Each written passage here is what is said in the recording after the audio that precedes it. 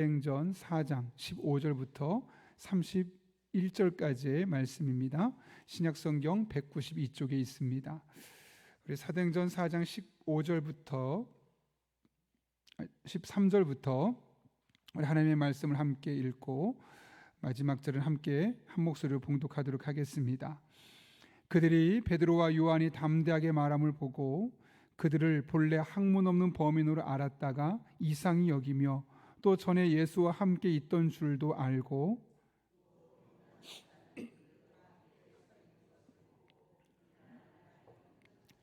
명하여 교회에서 나가라 하고 서로 의논하여 이르되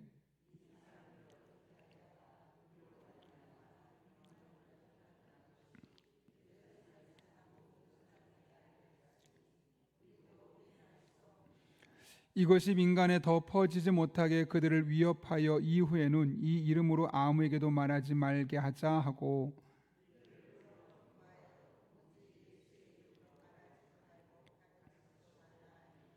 베드로와 요한이 대답하여 이르되 하나님 앞에서 너희의 말을 듣는 것이 하나님의 말씀을 듣는 것보다 옳은가 판단하라.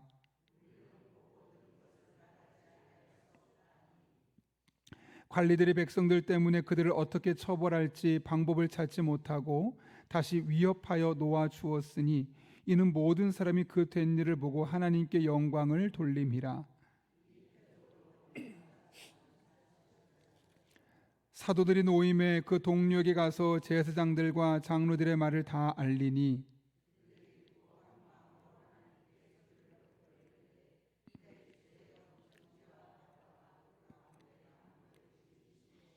또 주의 종 우리 조상 다윗의 입을 통하여 성령으로 말씀하시기를 어찌하여 열방이 분노하며 족속들이 허사를 경영하였는고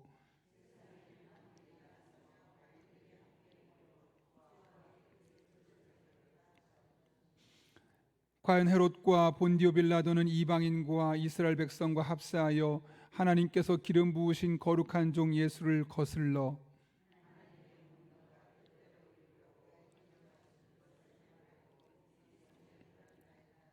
주여 이제도 그들의 위협함을 굽어 보시옵고 또 종들로 하여금 담대히 하나님의 말씀을 전하게 하여 주시오며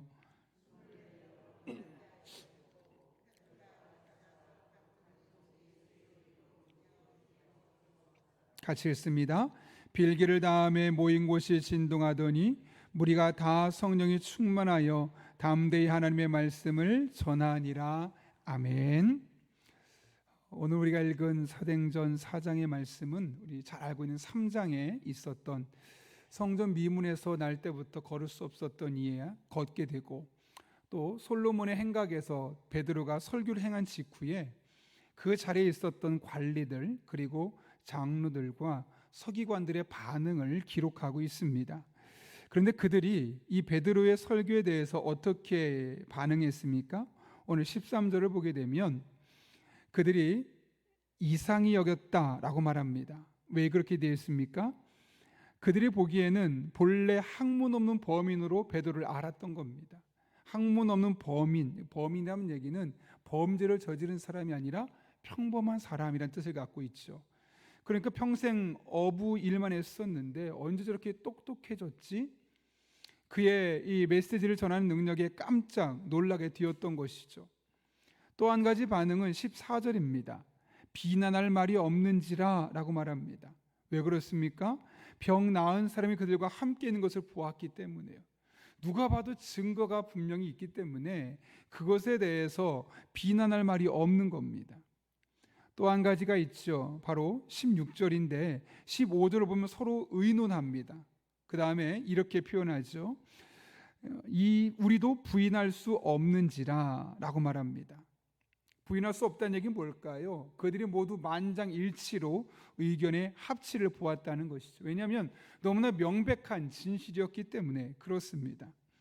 여러분 잠깐만 보셔도 처음엔 이상히 여겼지만 또 비난할 말이 없었고 그걸 부인할 수 없었다라고 이 정도까지 반응이 되게 되면 그들이 궁극적으로 보여줄 반응을 어떤 것이 기대가 됩니까? 그들이 그를 신뢰하였더라 혹은 그 내용을 믿었더라 혹은 그들이 갖고 있었던 잘못된 신념을 버렸더라, 이런 것이 우리가 마땅히 예측되는 반응 아니겠습니까? 누가 보아도 평범했던 사람이 너무나 놀라운 메시지를 전하고, 누가 보아도 40년 동안 걷지 못했던 사람이 걷고 서 있는 것을 보게 되고, 그래서 모든 사람이 보고 나서 동일한 결론을 내렸으면 그들의 신념을 버리고 그동안 갖고 있었던 가치관을 버리고 보이는 눈의 현실을 따라서 그들의 믿음을 재조정해야 되는 것이 일반적인 모습일 겁니다. 그런데 오늘 본문을 보게 되면 그들은 전혀 의외의 반대 모습을 보이게 됩니다. 어떻게 반응합니까? 17절 말씀 같이 읽겠습니다. 17절 18절을 같이 읽는데 먼저 17절 있습니다. 이것이 민간에도 퍼지지 못하게 그들을 위협하여 이후에는 이 이름으로 아무에게도 말하지 말게 하자 하고, 더 이상 이야기하지 못하도록 위협하자, 겁을 주자, 협박하자 이야기입니다. 한 걸음 더 나가서 18절은 뭐라고 말하냐면, 그들을 불러 경고하여 도무지 예수 이름으로 말하지도 말고 가르치도 말라. 이게 무슨 말일까요, 여러분?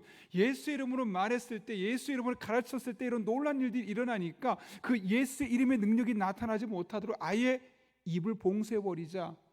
이게 무슨 말일까요? 그들도 모르게 지금 예수님의 이름으로 능력이 나타나고 예수 이름에 권세가 있다는 사실을 인정하고 있는 겁니다. 근데 그런 일이 일어나면 안 되겠다라는 것이죠. 여러분, 이것이 너무나 일반적이지 않죠. 우리가 만약 그 자리에 이 자리에 있었던 관리들이었고 장로들이었고 서기관이었다면 어떻게 해야 될까요? 그 예수 이름을 믿고 그 예수 이름을 부인했던 자신들의 신앙을 돌이키는 것이 너무나 정상적인 반응 아니겠습니까? 그런데 이들은 너무나 반대로 말하고 오히려 그 예수 이름으로 말하지도 말라라고 이야기를 하고 있는 것을 보게 됩니다. 왜 이렇게 반응한 것일까요, 여러분? 이들이 어떤 사람입니까? 바로 예수님을 잡아 십자가에 못 박게 했던 사람들입니다. 그래서 자신들의 자리가 위협을 당했을 때 그 예수님을 죽게 만들어서 자신들의 자리를 지켰던 사람들입니다. 그런데 만약 예수님 이름이 다시 한번 퍼지기 시작하고 예수 이름에 권세했다는 사실이 널리 알려지기 시작하면 어떤 일이 일어날까요? 그들이 갖고 있었던, 그들이 했던 행동이 잘못되었다는 것을 알리는 것이 될 것이고, 또 진짜 예수님이 메시아였구나 라는 사실을 만방에 선포하는 것 아니겠습니까? 결국 그들의 권위가 손상될 수밖에 없고 그들이 예수님을 죽여서까지 지켰던 자리가 위협받을 수밖에 없는 겁니다. 쉽게 말하면 예수님이 구원자시고 예수님의 이름에 능력이 있습니다. 예, 인정합니다. 그런데 우리 개인적으로는 인정할 수밖에 없지만 그것이 널리 알려지는 것을 원하지 않습니다. 왜냐하면 그렇게 됐을 때 내가 손해볼 수 있으니까요. 사람들은 자신들의 삶에 불이익이 있을 것 같으면 진리인 줄 알면서도 진리를 거부합니다. 진리인 것을 알지만 그것을 유보하는, 당연히 받아들이고 진리 안에 새로워져야 됨에도 불구하고 그것을 유보하고 거부하는 모습을 보이는 것이죠. 심지어 자신의 이익을 위해서라면 자신이 그리스도인이라는 그 놀라운 신분을 헌신짝처럼 내팽개치는 경우도 있습니다. 어떤 분이 그러시더라고. 한 자기의 회사에 상사가 있는데 그 항종직 직분자시래요. 남자분이신데, 근데 자신의 이득을 위해서 자꾸 자기 아랫사람들을 이용하는 거예요. 자기가 안 했는데 자기가 한 것처럼 자기 공을 치사하기도 하고, 또 자기가 잘못했는데 자기가 잘못한 걸 마치 아랫사람이 직원의 실수처럼 해버리면서 자신은 무음한 사람처럼 자꾸 승진하고, 실제로 또 그것을 그렇게 하면 사람들이 잘한다고, 이 사람 유능하다고 하면서 잘 승진하는 거예요. 그런 사람들이 있는 모습 보면 너무너무 힘들다는 거죠. 그 사람 앞에서 정말 저 사람 예수 믿는 사람 맞나 싶을 정도로 너무너무 부끄럽다는 겁니다. 어떤 분은 또 그 얘기를 하시더라고요. 우리나라가 아니라 다른 나라에 계실 때 한 권사님에게 사기를 당해서 큰 충격을 받아서 교회를 안 다니는 분을 본인이 알고 계신 분이 계시다는 거예요. 우리 교회 이야기가 아닙니다. 근데 중요한 것은 내 이익과 신앙 사이에서 적지 않은 이들이 자신의 이득을 위해서 신앙을 버리거나 자신이 크리스찬의 사실을 숨기는 일에 대해서 주저함이 없다는 겁니다. 거리낌이 없다는 겁니다. 오늘 우리가 보았던 이 사람들 보십시오. 장로들과 서기관들과 이 관리들이 다른 사람들이 아닙니다. 자신이 지금 누리고 있는 것, 가지고 있는 것 조금이라도 잃을까 봐 예수님의 이름이 선포되고 참 진리가 이 땅에 선포되는 것을 거부하고 반대하고 있는 모습을 보이지 않습니까? 여러분, 이런 상황을 바라보며 우리는 어떤 태도를 가져야 할까요? 오늘 본문을 보게 되면 베드로와 요한이 우리에게 아주 중요한 모델이 되어주고 있죠. 오늘 19절과 20절 말씀 같이 한번 읽어볼까요? 이와 같은 이들의 반응에 대해서 베드로 요한이 이렇게 이야기합니다. 같이 읽습니다. 베드로와 요한이 대답하여 이르되 하나님 앞에서 너희의 말을 듣는 것이 하나님의 말씀을 듣는 것보다 옳은가 판단하라. 우리는 보고 들은 것을 말하지 아니할 수 없다 하니. 베드로와 요한이 뭐라고 말합니까? 사람에게는 두 가지 길이 있어요. 무엇이 되어 있습니까? 사람의 말을 듣는 것과 하나님의 말씀을 듣는 것. 물론 예수 믿지 않는 사람은 그렇지 않겠지만 예수 믿는 사람이 보통 선택하는 길은 두 가지라는 거예요. 내가 이 선택의 상황에서, 고민의 상황에 선택할 때 사람 말을 듣고 그것을 결정하고 끝낼 것인가, 아니면 하나님 말을 듣고 하나님 뜻을 알고 하나님 원하시는 것이 무엇인지를 분별하고 그것을 선택할 것인가. 근데 중요한 것은 그 두 가지를 이야기하면서 끝부분에 뭐라고 말하냐면 무엇이 옳은가 판단하라. 잘 보십시오.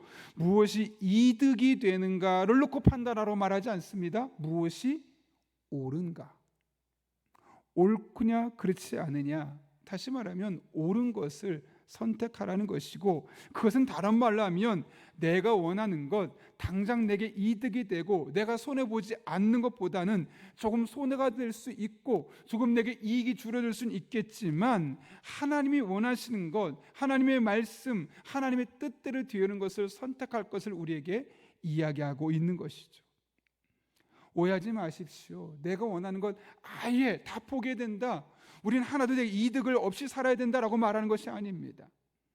두 가지의 선택의 기로에서 갈등이 있을 때 우리에게 무엇이 우선순위가 되어야 되느냐라고 했을 때 철저하게 하나님 기뻐하시는 것, 하나님의 뜻, 하나님의 말씀을 우리의 우선순위에 두고 그것을 선택하는 과정 중에 약간의 불이익이 있어도 내가 원하는 만큼 이득이 생기지 않아도 그것을 선택할 수 있는 것이 바로 우리의 옳은 삶임을 말씀하고 있는 것 아니겠습니까? 오카노 목사님이 과거에 그런 얘기를 하셨다 그래요. 자기가 목회를 하고 이제 개척을 하면서 나는 주님이 기뻐하는 제자를 양육하겠다. 그래서 제자 훈련을 열심히 하셨어요. 그래서 제자들에게 어떤 것이 그리스도인의 삶의 옳은 방식인지를 계속해서 예배에 대해서, 교제에 대해서, 세상에 대해서 어떤 모습을 살아야 될지를 계속 교육했다는 거예요. 근데 그 당시엔 교회가 폭발적으로 성장하던 시대 아니었습니까? 짧은 시기 교회가 막 성장하기 시작해요. 그 다음 어떤 일이 생길까요? 여러 다양한 성도님들이 들어오게 되죠. 그러니까 설교의 방향이 바뀌더래요. 일주일에 살면서 고생하고 씨름하고 어려운 일을 갖고 오는 사람들에게 늘 위로의 메시지를 전하고 하나님의 사랑의 메시지를 전하고 소망의 메시지를 주고 격려하는 메시지를 전하고 그렇게 바뀌더래요. 어루만져 주는 메시지만 전하더라는 거예요. 아니, 나는 예언자적인 메시지를 전하면서 정말 이 땅에 그리스도는 어떤 모습으로 살아야 되는지를 이야기해야 되는데 그런 이야기를 하면 지친 성도들이 그걸 받아들일 수 있을까? 그래서 자기도 모르게 자꾸 타협하게 되더라는 거죠. 그래서 메시지 방향이 복으로만, 위로로만, 어루만지는 설교로만 계속해서 한쪽으로 치우치게 되더라는 거죠. 그래서 그때 많이 씨름했다 그래요.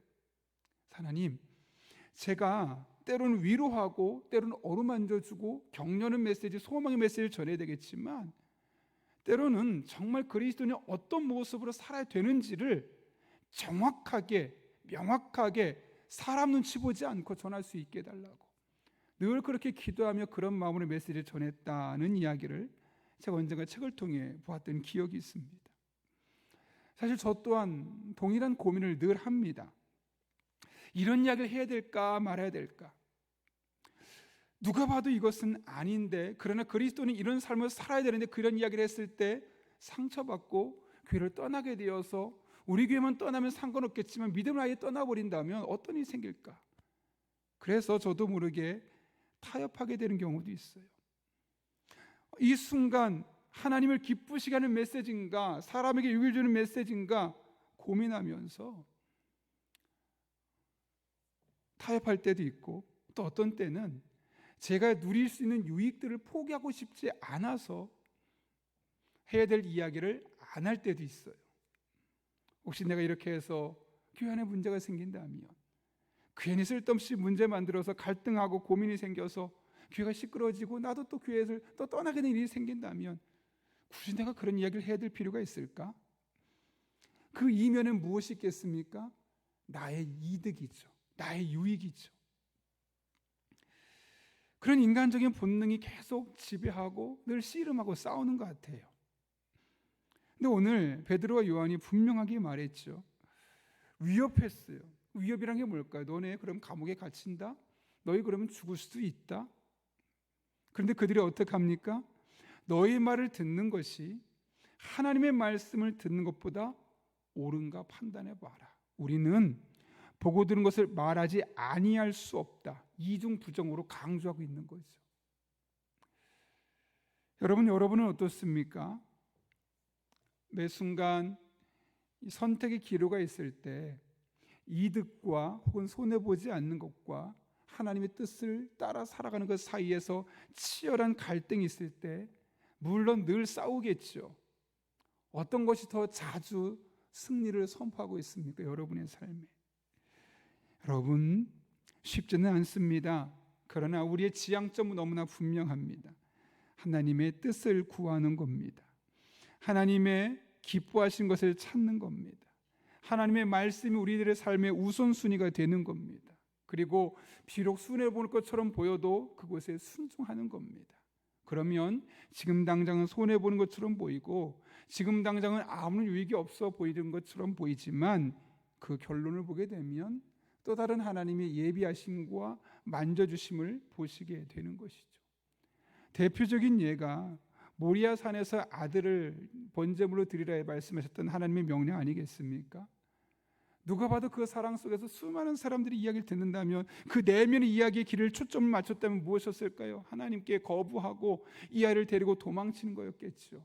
그러나 그런 상황 속에서 내 안에 주시는 내 안의 유익을 위한 그 메시지와 하나님의 뜻, 하나님 기뻐하시는 것이 무엇인가를 분별하며 결국 아브라함이 그 길을 갔을 때 하나님이 그의 이름을 인정하고 여호와 일의 하나님을 그가 그제서야 비로소 경험한 것 아니겠습니까? 그렇게 하지 않았다면 도무지 경험할 수 없었던 하나님의 역사를 그가 경험할 수 있었던 것은 동일하게 우리에게 주는 메시지가 아닐까요?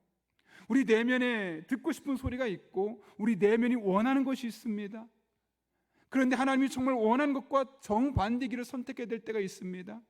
그때 너무나 선명하게 하나님의 뜻과 기뻐하는 것과 말씀을 중심에 두고 순종하는 것.